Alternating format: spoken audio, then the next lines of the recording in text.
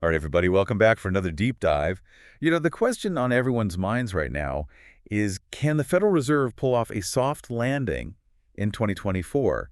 Can they tame inflation without, cratering the economy? It's a question with really huge implications, and I think to really get our heads around it, we need to go back in time a bit, back to 1995. 1995. Okay, so that was the year of dial-up internet and the Spice Girls, Mhm. but also the year of the soft landing. Huh?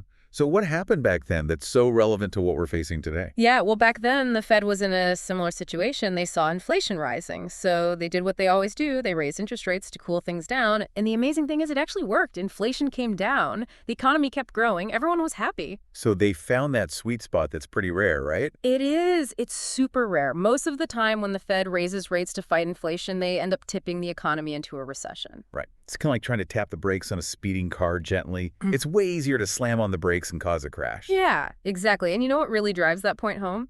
2006. Oh, yeah. 2007 started off with so much optimism, right? The economy seemed to be humming along. The Fed was actually cutting interest rates. Yeah. A lot of people thought we were in this Goldilocks economy.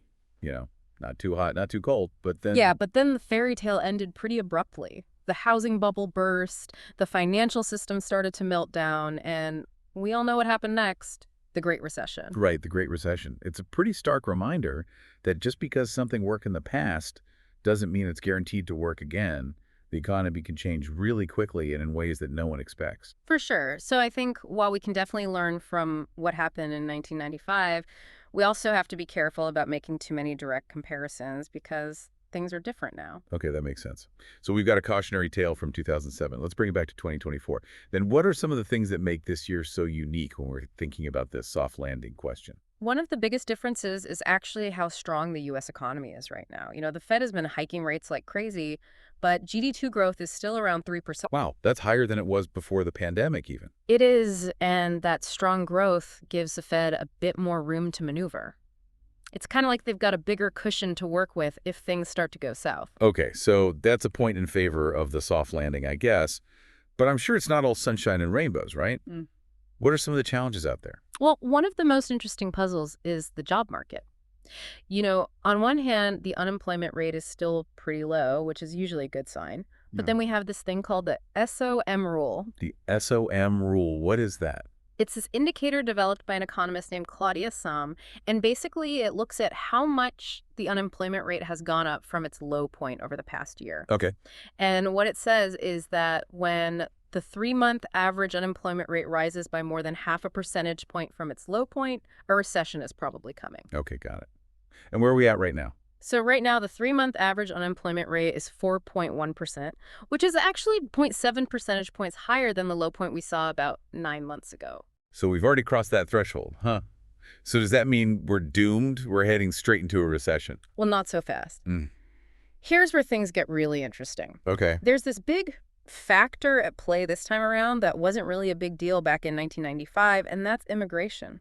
Oh, immigration. How does that tie into the unemployment rate and this whole SOM rule thing? Well, think about it. When a lot of immigrants come into a country, they join the workforce, right? Right. So that could actually push up the unemployment rate even if the economy is doing well and creating jobs. I see. So the SOM rule, which is based on these historical patterns, might not be as accurate this time around. So immigration could be throwing off the whole equation. Yeah, it's kind of like trying to solve a math problem with the wrong formula. Right, right. So Right. this SOM rule is flashing red, but we have to take it with a grain of salt this time because of this immigration factor. Exactly. And it just goes to show that these economic indicators are never as straightforward as they seem. There are always these other factors that can muddy the waters. This is why I love these deep dives. We get to really peel back the layers and understand the nuances. Absolutely. Okay, so let's move on to another difference between 1995 and 2024, the size of the rate cuts. Right. So after raising rates to fight inflation, the Fed eventually has to start lowering them again to help the economy keep growing. But how much they cut rates by can actually tell us a lot. Okay, how so? Well, in 2024, the Fed cut rates by 50 basis points. So that's half a percentage point. Okay, and what does that tell us? Well, if we look back in history, we see that rate cuts of that size, 50 basis points, happened right before the recessions in 2001 and 2008. Oh, so bigger cuts aren't always a good sign. Not necessarily. Mhm. Historically speaking, when the Fed makes big rate cuts, it often means they're trying to fix some pretty big problems in the economy. Okay, I see. And how does that compare to 1995? Well, back then the Fed was much more cautious. They only cut rates by 25 basis points, so half the size, and that seemed to work out pretty well. So the big question is, can the Fed pull off a soft landing this time, despite this larger rate cut? Or are we heading down a path that looks more like 2001 or 2008? It's the million-dollar question, isn't it? And I think we need to talk about the elephant in the room before we even try to answer that. And that is, Inflation. right, the inflation. It's been the economic buzzword for the past couple of years. So how does the inflation picture today compare to 1995? Well, in 1995, inflation was pretty tame. It wasn't really a major concern.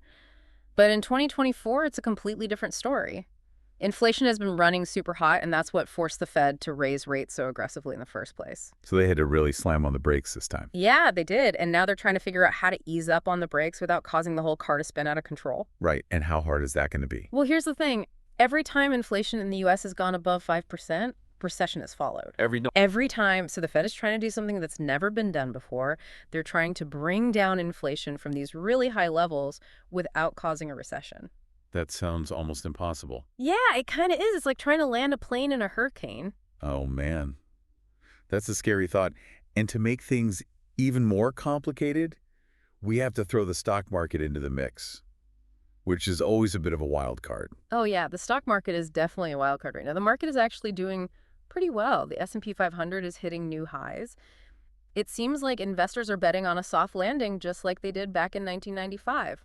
So everyone's feeling optimistic, huh? Well, I wouldn't say everyone. Stock market sentiment can change really quickly. Right. If those warning signs we talked about earlier start to get louder, all that optimism could evaporate overnight. It's kind of like a house of cards, one wrong move, and the whole thing could collapse. Okay, so we've got this mix of optimism and uncertainty. Yeah. It sounds like 2024 is shaping up to be a real nail-biter. It definitely is. And I think the big takeaway here is that while we can learn from what happened in 1995, we can't just assume that history is going to repeat itself. We're in uncharted territory, and that makes predicting the future really tough. Yeah, no crystal ball can tell us for sure what's going to happen. Exactly. Welcome back. Before the break, we were talking about this whole idea of a recession in 2024, and I think we really need to talk about inflation. Right, inflation, it's been the economic buzzword for like the past 2 years. Uh-huh. So can you remind us what the inflation situation was like back in 1995? Yeah, so back in 95, inflation was pretty much under control. It wasn't really a big concern for the Fed. But in 2024, it's a whole different story. Inflation has been running really hot, and that's a big part of why the Fed had to raise interest rates so aggressively. So they really had to slam on the brakes, huh? Exactly. And now the big challenge is how do they ease up on those brakes without causing the economy to, completely stall out. But here's the thing. Historically, every time inflation in the U.S. has gone above 5%, a recession has followed. Every time. So the Fed is trying to do something that's never been done before. They're trying to bring inflation down from these really high levels without causing a recession. Wow, that sounds incredibly difficult. It is. It's kind of like trying to steer a ship through a really narrow channel during a hurricane. Yikes. Okay, so I'm starting to see why a lot of people are worried about a recession. Yeah. But let's zoom out a bit. What are some of the other things that are different about 2024 compared to 1995? Things that could make a difference in terms of whether or not we have a recession? That's a great question. And it brings us to another big difference between now and 1995, the global landscape. Back in 95, the world was a pretty stable place. The U.S. was the dominant economic superpower. Globalization was just getting started. But today, the world is a lot more complex and a lot more interconnected. So it's not just about what's happening here in the U.S. anymore. Right. We have to think about things like global supply chain disruptions, the war in Ukraine, the lingering effects of the pandemic. All of these things can impact inflation, economic growth, and the Fed's ability to do its job. It sounds like the Fed is trying to steer a ship through a hurricane while also dealing with like a mutiny on deck and a leak in the hull. Uh-huh. That's a pretty vivid analogy. But yeah, it captures the challenge. The Fed is facing a lot of headwinds right now, and any one of them could throw the economy off course. So how do we even begin to make sense of all of this? It feels like we're trying to predict the future by reading tea leaves. It's definitely complex, but I think the key is to focus on the fundamentals. Look at the data, understand the historical context, and be aware of the potential risks and opportunities. But maybe most importantly, we need to be prepared for the unexpected. Right, because anything could happen. Exactly. A lot of people are feeling pretty uncertain right now. Yeah. They're hearing all this talk about recession, inflation, and global instability, and it's hard to know what to believe or what to do. Yeah, I understand that, and while I can't offer any guarantees or financial advice, I can say that knowledge is power. The more you understand about how the economy works, the better equipped you'll be to navigate these uncertain times. That's why we do this show, right? To empower our listeners with information and insights. Exactly. So is there anything else from 1995 that we can learn from anything that might shed some light on our current situation? Actually, yeah, one thing that people often overlook about the 1995 soft landing is the role of technological innovation. The mid-90s was the beginning of the internet boom, and all that innovation led to new industries. It boosted productivity, it helped to fuel economic growth. So technology was kind of like an economic tailwind. Exactly. And what's interesting is that we're seeing a similar wave of innovation today with things like artificial intelligence, renewable energy, biotechnology. All of these things have the potential to create jobs, boost productivity, and drive economic growth in the years to come. So that could be a potential bright spot in our current economic outlook. It could be. Of course, technological innovation isn't a magic bullet. It takes time for these new technologies to mature and have a real impact on the economy. But it's definitely something to keep in mind, and it's one of the things that makes 2024 different from previous economic cycles. I love how these historical comparisons help us to see patterns and identify risks, but also to spot potential opportunities. But speaking of risks, there's one more elephant in the room that we haven't really talked about yet, the national debt. Ah, yes, the national debt. It's the issue that never seems to go away, and it's true that the U.S. national debt has grown a lot in recent years. It's at record levels, and that's something that wasn't really a factor back in 1995. So how does all this debt affect our chances of a soft landing? Well, it definitely doesn't make things easier. A high level of debt can limit the government's ability to respond to economic shocks, and it can also lead to higher interest rates, which can slow down economic growth. So it's kind of a vicious cycle. In a way, yeah, but it's important to remember that the U.S. has a long history of managing its debt, and there are a lot of different policy options available to address this challenge. So it's not necessarily a doomsday scenario? Not at all. But it's definitely something we need to keep an eye on, and it's something that policymakers need to address in a smart and responsible way. So it sounds like we're facing this really complex web of interconnected challenges. Mm. But in the midst of all this uncertainty, is there anything that makes you feel optimistic about the future? You know, despite all the headwinds we've talked about, I'm still cautiously optimistic. I think the U.S. economy has shown time and time again that it's incredibly resilient, and I believe we have the ingenuity and the resources to overcome these challenges. So you're not throwing in the towel just yet. Definitely not. I think it's important to remember that economics isn't an exact science. You know, it's a dynamic system that's always changing.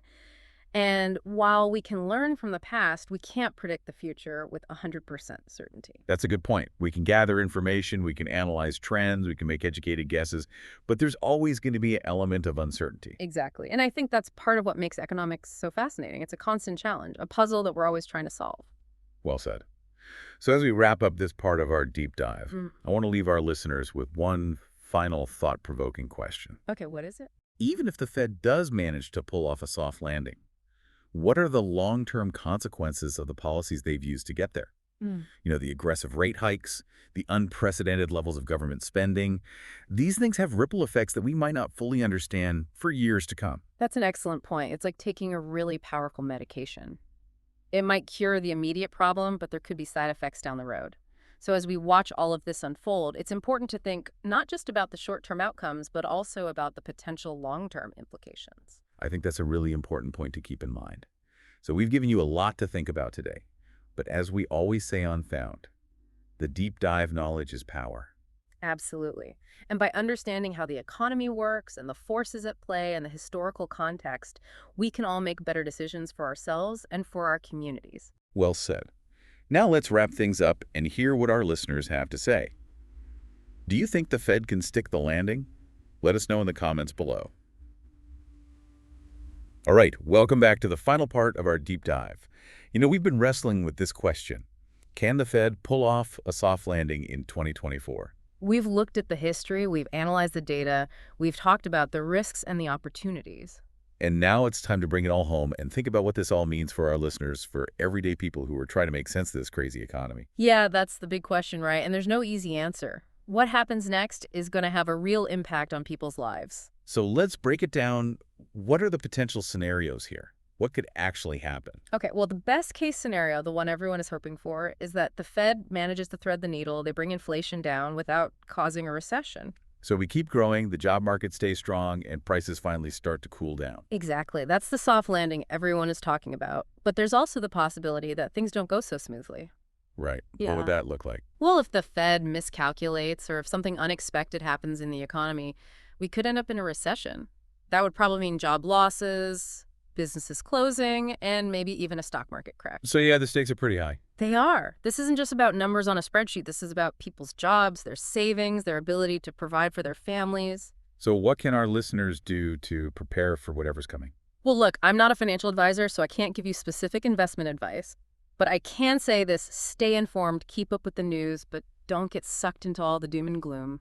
There's a lot of that out there. Focus on credible sources and real data. That's good advice. Don't panic. Right, and take a look at your own finances. Make sure you have a budget, an emergency fund, and a diversified investment portfolio, Yeah. just in case things get bumpy. So basically, get your financial house in order. Exactly. And finally, remember that the economy goes in cycles. There are always going to be ups and downs.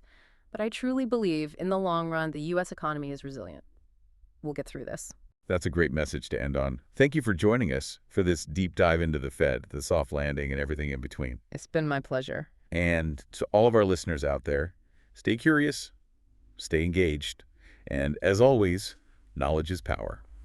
We'll see you next time for another deep dive into a topic that matters.